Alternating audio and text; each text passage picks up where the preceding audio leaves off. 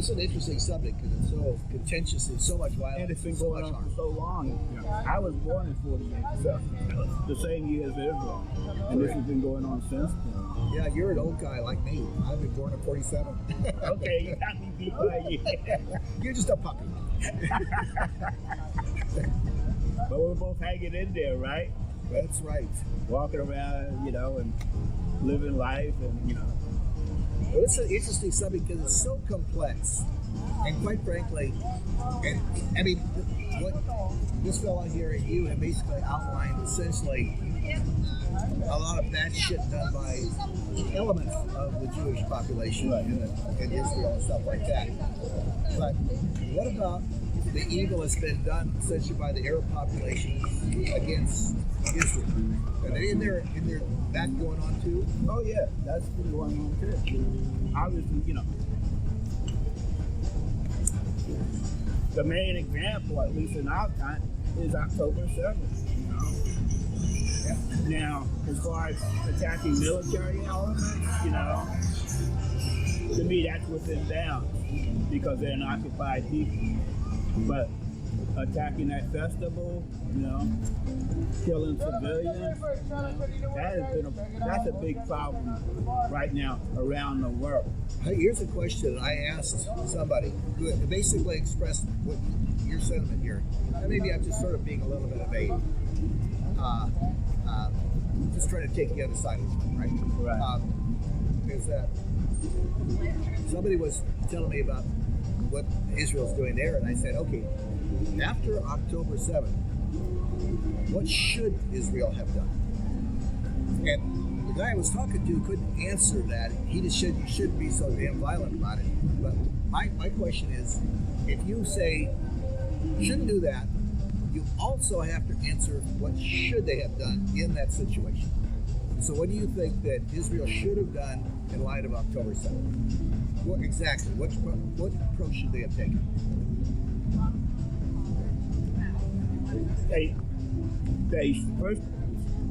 They should have seen that as a wake-up call and come with a more equitable settlement of how they did with Gaza and the Palestinians in general, right?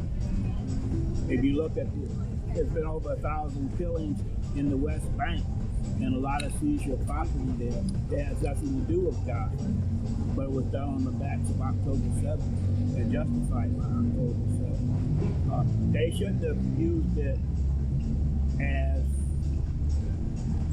a reason to try to decimate the Gazan population and take over the land. Well, what should they? Should they have basically said, "Oh well, they were justified in doing October 7th. Maybe we should negotiate in a better." Is that what you're saying? They should have negotiated with them in a different perspective. They definitely should have negotiated with them. They definitely should have eased or completely gotten rid of the siege of Gaza rather than increase it. Hey, free Palestine! So there's a question. Devil's advocate. Yeah, okay, I get that. Okay, now, a lot of Israel's been criticized for doing massive bombings and stuff of Gaza as a whole, treating it as an enemy nation. Right, yeah. Now, what do you think would happen? Let's say if Israel said, we're going to leave Gaza alone, we're going to let them be an independent nation, with all the prerogatives, we'll recognize them as an independent nation, we'll recognize the West Bank as an independent nation, they can be together or apart, we don't care. Now, what do you think would happen immediately after that? Do you think that, now Hamas, in their charter, says they're going to destroy Israel. They're basically going to destroy Israel as a Jewish state. So do you think, and this is my opinion, I think that Hamas would have continued to send missiles and do attacks in Israel because their whole goal is to get there. Now, you think that's I would dispute that. Yeah. Maybe their whole goal is to get rid of Israel as a Zionist state. Israel, as it's established now, is a Jewish supremacist state. It's not just a Jewish state. It's a Jewish supremacist state, Yeah, but what happens? This is a problem I have with any non-secular government, any religious-based government. You know, what happens with the people that aren't part of that religion? Yeah. You know, this is go for Iran too, or any Islamic state. What happens when you're Christian, you're Jewish in the state? Even if they don't outrightly discriminate against you, they're going to discriminate at certain levels. Right? You're not going to have the same, if you're not Jewish in Israel, you don't have the same rights as a Jew in Israel. Someone can come from Europe or Russia or even the West LA. Now, here's a question. And immediately have full rights here as opposed to people that live there indigenously since I was born. I have a question for you on that. Maybe a counterfact. There are about 200,000 Arabs that live in Israel. They can vote. They can hold public office. They can do pretty much everything. They can do everything they want except make Israel non-Jewish state. But they have rights. They can do businesses. They can vote. They can hold political office. They don't have equal. What don't they have? Huh? What don't they have? In detail, I can't tell you, but I can tell you from interviews I've heard or seen with Arab people that are Israeli citizens, that they still feel like they're living in an apartheid state. They don't have equal rights. That they can't, for instance, use the same roads and things like that. Well, is that the case? Here's the case. Here's what this part of it I'll agree with you on, because like I say, they can vote, they can hold public office, they can do businesses. Could they become prime minister? They can have mosques and practice their religion. Could an Arab become a prime minister? Probably never. For one thing, they're a minority in the state of Israel. There are only 200,000 Arabs there. Right, yeah. And they're not going to be able to convince a few million Israelis to vote for a Muslim prime minister. That's just majority rules, right? Well, in a democratic society, Let me tell you how it works, guys. a politician or a leader should be judged by not by his or her religion, but by how they're going to lead the whole people, and how they're going to treat the whole people. Now, aren't the Arabs guilty of the same thing? For instance, you could not have a Jewish in Saudi Arabia and places like that. There are no Jews, and there are no synagogues because they've been pushed out or killed, one or the other, mainly pushed out. So, like many of the countries in the Arab countries, Israelis, not only are they not allowed to participate, but they're taxed. They got an extra tax because they're not Muslim. So I'm just saying it's like there's a lot of evil going on both sides. Oh, yeah. You know what I mean? Most of the Arab countries are authoritarian states, monarchies. That's it. Yeah, I'm glad they have this conversation. People don't, have to say in those countries. Saudi Arabia, women just got the right to drive, and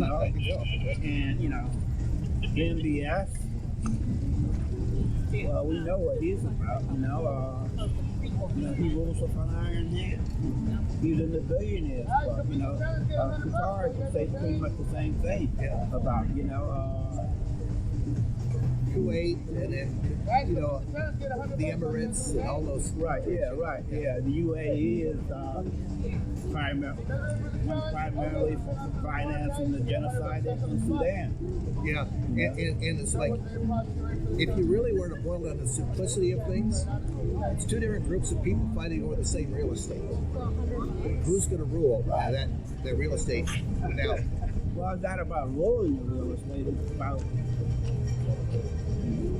living on the land, having rights on the land, and the two groups of people, the way I see it, is one group that is indigenous to the area. The people in Gaza, if they weren't in Gaza before 48, they were in Palestine before 48, right? Until they were forced out. In many cases, by terrorist acts, like with terrorist, Zionist terrorist gangs, the Nakba. Now, It's real, and it happened. Was Nakba like the super fanatical Jewish element that was doing?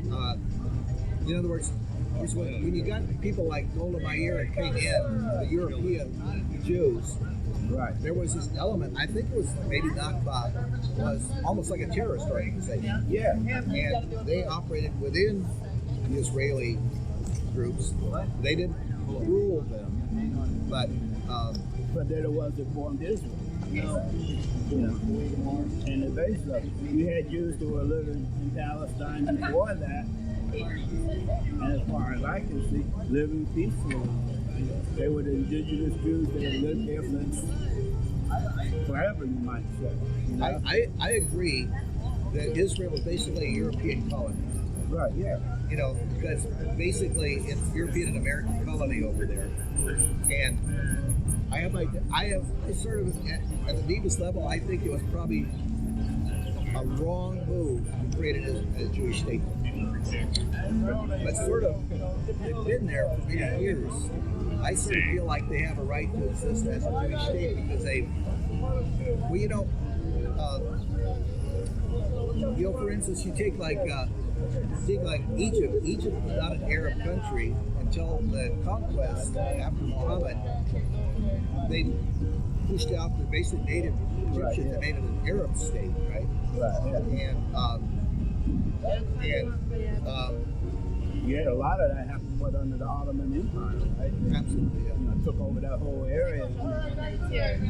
And in many cases, was very brutal about converting people to Islam. Yeah. It wasn't a choice. Yeah. You could be dead, or you could be. Yeah, I could have my head cut off, or I could convert. I think I'll convert. Yeah, right. So but the Christians did the same thing.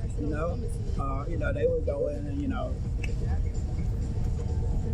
native populations in this continent and South America, and they didn't want to be Christians, right? Even if they did, it was just an excuse for killing them all. Congratulations. Thank you. Palestine. Thank you. Yes. Bye. Thank you for the support.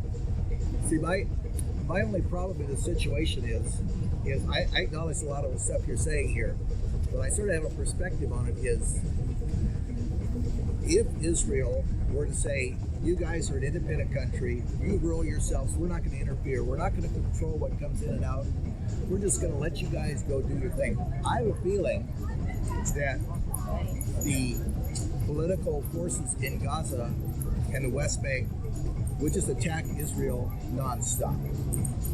And I think that's what they really want to do. And you agree with that? Actually, no, I don't know what they would do. I don't know if Hamas would do that. It's in their charter. It's in their charter. What does their charter say about the individual? Get rid of the Jewish state of Israel. In other words, they want to have a Muslim state, not a Jewish state. So it's like two different religious groups and nationalities trying to compete for the same real estate. And that's kind of the simplicity of how I see it. It's really an asset. But a nationality is different from the religion. Matter of fact, most Palestinians, obviously are Muslim. You have a substantial number that are Christian, Before Israel, there's a substantial number that were Jews that identified as Palestinian. Yeah, it was kind of a mixed thing back before 48. And the hostility kind of started in 48. Yeah, because you had these European Zionists, come in and say, God gave us this land, it belongs to us. We don't give a fuck how long you live there, we're taking over. And if you don't want to be bought out,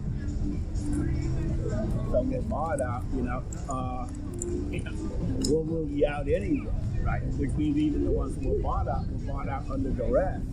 Almost like, You want to lose your land, or you want to just take it for it? Yeah, I agree with that. I think the Jewish are not blameless in that. I don't think a lot of other groups are blameless in it either. But And frankly, I feel like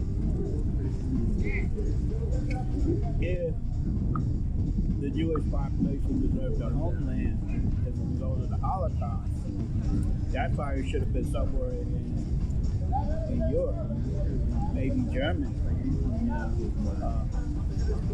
because that's where the issue happened. That's where the anti-Semitism killed 6 million Jews. So that would be an interesting solution, wouldn't it? To carve out part of it in Germany and say, that's Israel. right, yeah, right. Take out Sauce Lorraine and say, okay. Here we go. We'll create this buffer. And there wouldn't have been enough Muslims or Arabs in Germany to cause much trouble about it. Oh yeah, right, yeah. I mean, the Germans might still, well, you're taking over, some of our land, but But the thing, what should have followed that was a worldwide campaign against anti-Semitism anywhere. Right. It's not enough to say, here, you can have a homeland, you can live there, presumably in peace, because that's not what happened. You just can't move into somebody else's land or land where people have been living for centuries and expect to live in peace. I agree that it was a mistake to create Israel, right? Right. But my point of view is they've held on to that state for many, many years. What about 80 years or something like that? And at some point, it becomes a reality on the ground. Right. And we could say this whole land used to belong to the indigenous people, right? And it was obviously just in the way it was taken from them, right, over the centuries. Yeah, like the Celts got run out of basically Europe, Right, yeah. by all the different other tribes and all the Well, the Africans got ran out of Egypt and Libya and all that, when the Arabs came in. But we can't really go back hundreds of years and change stuff out. I think we can even go back 48. Yeah. But if Israel would stay within the 48 boundaries, that would have been a basis for peace. I think that still could be the basis for peace. Wouldn't it be the better solution to me if Gaza and even the West Bank were to politically get taken over by Arabs, Muslims, who said, okay, Israel's there, they're going to be there, they got too much support, they're going to be there, how can we live peaceably with them? And the Israelis would have to go, we'll have to live peaceably with these guys too. Yeah. That would be, and it would take a political change, because the military thing hasn't worked, because for 80 years we've had nothing but bloodshed. I know. You know what I mean? And it just goes back and forth. And at some point, people don't even remember who started it. Like, We're fighting, but I can't remember why we're fighting Right, anymore. yeah. Who started this? Yeah. All I know is they killed my brother or they killed my sister, So I want my revenge. So are you from Palestine? Nah, I'm from New Jersey. Well, I'm from Los Angeles right now. I've been in Los Angeles since '78. But is your nationality kind of Middle Eastern, or Nah, not at all. you just sort of see the cause and support it? Yeah. I would start my news day in the morning by watching the Al Jazeera News Hour, which I think is one of the best newscasts you can get. Who's that? Al Jazeera. Oh, yeah. You ever watch Al Jazeera? Yeah. They have a little bit of their own bias to it, but they're pretty decent news organization. Oh yeah, I know. And they'll cover stuff even in this country, not to mention. Because our news here is like, we don't care about the world, we're not involved. One thing I've noticed is if you look at American media and magazines, and newspapers, TV and stuff like that, you get one look at the world. You go look at an international something like the international news. I forget what it's called, but it's as a newspaper. Yeah. You get a different look at Oh things. yeah. Oh yeah. You know, we get fed a lot of stuff. You know, and Not just out of there. If you watch the BBC, France 24, you know, almost any reputable, you know, international news organization, you will get international news. You will get, you know, what's going on in the Congo, what's going on in Sudan, what's going on in Thailand, Cambodia now, you know, all of these different things, they affect us, you know, and it only gets covered in the United States when the United States is involved. And even then, you know, we don't get a truth of what happened. You know, what's sticking in my mind this morning is the thing I saw on Al Jazeera, almost by accident, because I had it on at 8 o'clock. Now it's not a news hour at 8 o'clock because they don't change the time the way we do. Yeah. Right. So it starts at 7. And the second half was in the aftermath of the attacks on Iran. You know, when Trump bombed them, you know, supposedly to knock out their nuclear weapons program. It's never been proven they have a nuclear weapons program. They had a nuclear program, you know. But they did something I consider entirely illegal. They killed scientists because they were nuclear scientists, you know. Not that they were had any proof they were working on a weapons program. It was just they had the knowledge to they maybe could help because they were nuclear scientists, create a bomb or whatever. But they wiped our whole family. You know? And I had this image of this girl that, you know, burnt all over her body and everything. She survived her family being bombed in that raid. 31 children were killed, plus hundreds of civilians were killed in those raids, you know. well, it's a mess. And I think that going to have to be a change in attitudes of both warring parties because Israel's militarily very strong, and we have a lot of support, particularly in this country. And But even that has changed. That has really been changing in the past year. we see all these people walking around, mainly college students or college-age people wearing the keffiyehs and stuff like that, and you know, they're supporting what your point of view. Anyway, we got to get back in. My wife and I got to go to the vet. It's too bad the sun is finally looks like it's trying to come out. Because of what we're doing here. I know, right? We're bringing some sunshine to this. That's right.